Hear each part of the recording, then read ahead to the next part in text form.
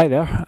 I'm just on board the P&O cruise liner, the Aurora. I've just arrived, and we're not far off of setting sail.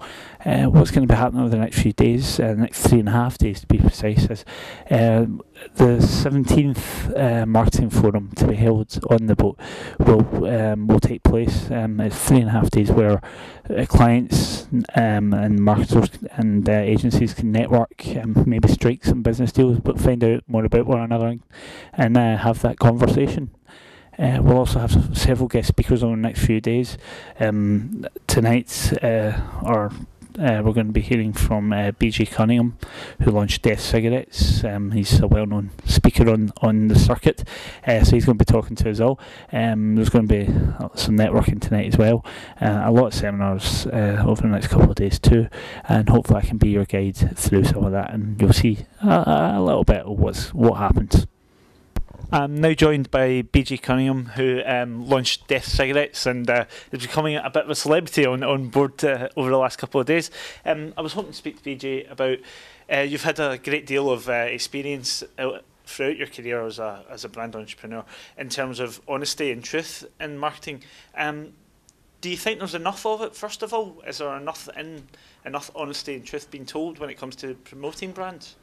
I think it can always be improved. I mean, I think I don't know. I can't speak for anyone else, but what I can say as a consumer is I don't see enough of it, and I think as a human being I don't see enough of it.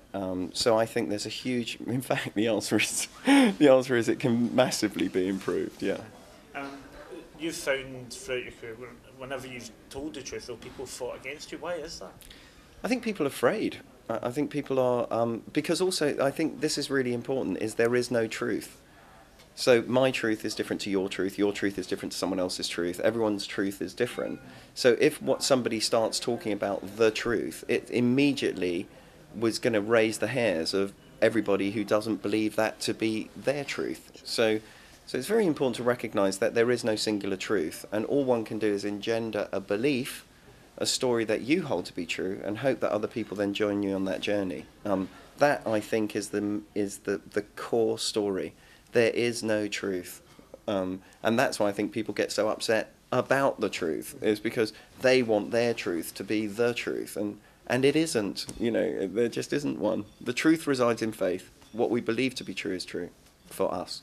So you said there was a fear of it, and one of the key things we found over the last couple of days is a lot of people have been talking about marketers really need to give over their brand to the consumer. And do you believe then that they have to become more truthful in terms of the brand now that the consumer will have more control? It's really important to realise that brands exist in the minds of the consumer, not in the minds of companies. Mm-hmm. So all that companies can do is consistently put out messages or signposts so that the consumer can follow that signpost towards the story they hold to be true, the consumer holds to be true. Now, if that story is in conflict with what the company wants them to believe, then what you have is a problem. If it's in line with it, then what you have is a solution. And this is exactly the same in personal relationships. If you're with somebody and they don't believe you to be the person you pertain to be, you're going to fall out with them, you know. And if they do believe you, you're going to have a great relationship with them, and equally you believe them. Having a great relationship with your customers builds profitable companies.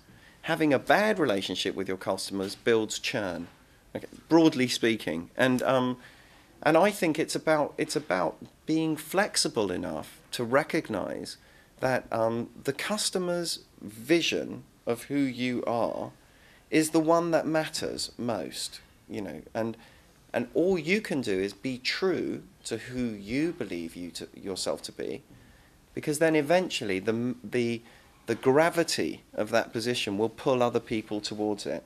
If you are true, you are rare. We are all messed up, you know, and every company is messed up, and every individual is messed up, and we're all seeking to become clean, you know, and the companies that are most solid give us the greatest sense of stability, and it's that stability that drives longevity in terms of consumer behaviour. But that's my view. You know. What if your truth, or what you believe the truth for your brand is, isn't what the consumers believe it to be. Well, then you've got to work on it. You've got to work on it. You've got to clarify it. You've got to look at your communication campaign and figure out why customers aren't believing you. Maybe what you say you do isn't what you actually do. Maybe, I think this is a simple rule, know what it is you're trying to say it clearly, and then do what you said you were going to do when you said you were going to do it. And if you do that, you win. It's that simple and that difficult. Because delivering against your promise consistently is about the most complex and difficult thing you can do in business. But yet, that's all business is really about.